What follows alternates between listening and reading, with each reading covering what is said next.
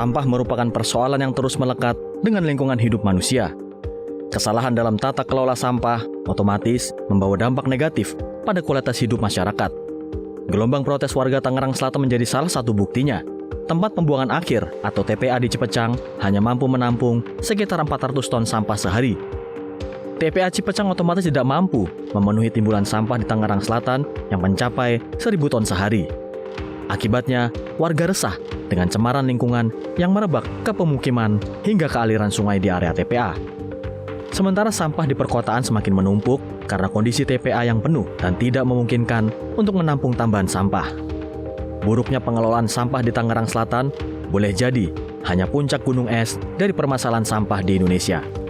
Kementerian Lingkungan Hidup mencatat pada tahun 2025 ada sekitar 18,6 juta ton sampah yang dihasilkan dari 185 kabupaten kota se-Indonesia. Mirisnya, 65,8% diantaranya merupakan sampah yang tidak terkelola. Artinya ada sekitar 12 juta ton sampah yang tidak terkelola di Indonesia. Hanya sekitar 10-12% dari total sampah nasional yang berhasil didaur ulang. Sebagian besar sampah plastik dan anorganik masih dibuang ke TPA atau berakhir di lingkungan warga. Rendahnya tingkat daur ulang itu berpengaruh pada indeks kinerja pengelolaan sampah di Indonesia. Bayangkan saja, negara maju seperti Korea Selatan dan Austria mampu mendaur ulang lebih dari 50% sampahnya. Persentase itu menunjukkan bahwa pengelolaan sampah di Indonesia masih tertinggal jauh dengan negara lain. Berkaitan dengan daur ulang, Wakil Ketua Komisi 12 DPR RI, Sugeng Suparwoto, menegaskan pentingnya pembangunan infrastruktur untuk mengelola sampah. Utamanya, sistem pengelolaan yang mampu mengkonversi sampah menjadi energi. Sampah kita volumenya kurang lebih hampir 60 juta ton, di mana hanya 40%-nya yang dikelola secara selebihnya tidak terkelola. Itu pun pengelolaan sebagian besar masih open dumping. Terlebih dari itu kurang lebih 350 ribu tonnya adalah sampah plastik yang itu sekarang mengintrusi polusi di air laut. Sehingga kita merupakan 3 besar penyumbang sampah laut. Inilah problem sampah yang sekarang sudah ada di depan rumah kita, di depan pintu rumah kita yang harus kita tuntaskan dengan berbagai skema. No or never istilah. Sekarang atau tidak sama sekali, atau rusak sekalian. Maka dari itu, betul sekali komitmen pemerintah Pak Prabowo ini untuk menuntaskan persoalan sampah tetap dikaitkan dengan tadi swasembada pangan dan swasembada energi.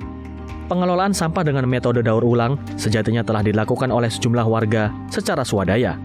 Wakil Ketua DPR RI Cucun Ahmad Samsurijal bahkan mengapresiasi pengolahan sampah Reduce, Reuse, Recycle atau TPS 3R di Desa Padamukti, Kabupaten Bandung, Jawa Barat. Di sini, sampah berhasil diubah menjadi produk bernilai ekonomi dan tidak menimbulkan bau menyengat. Menurut Cucun, negara perlu hadir mendukung sistem pengelolaan sampah yang berkesinambungan dengan peningkatan ekonomi kreatif. Sampah yang kadang-kadang menjadi masalah lingkungan, baunya, kemudian juga tumpukannya, tapi di sini tidak terlalu kelihatan ada bau menyengat atau apa. Ternyata mereka punya cara pemilahan sejak awal. Dari bahkan sebelum datang ke TPS 3R ini. Saya tadi sampaikan bahwa ini kan harus jadi satu ekosistem ekonomi. Jangan sudah dibikin ada pemilahan sampah, optekernya nggak ada.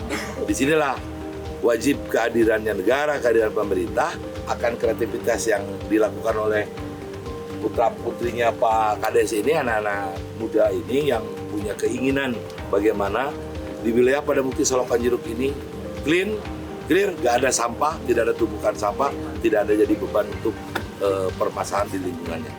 Pengelolaan sampah di Indonesia memang menghadapi tantangan besar.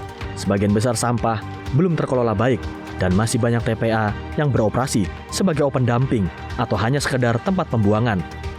Pemerintah perlu gencar melakukan transformasi sistem pembuangan sampah ke arah pengelolaan yang terintegrasi, seperti menggalakkan program 3R, yaitu Reduce, Reuse, Recycle. Selain itu, juga ada inovasi budidaya maggot yang dapat mengelola sampah warga secara lebih efektif dan ramah lingkungan.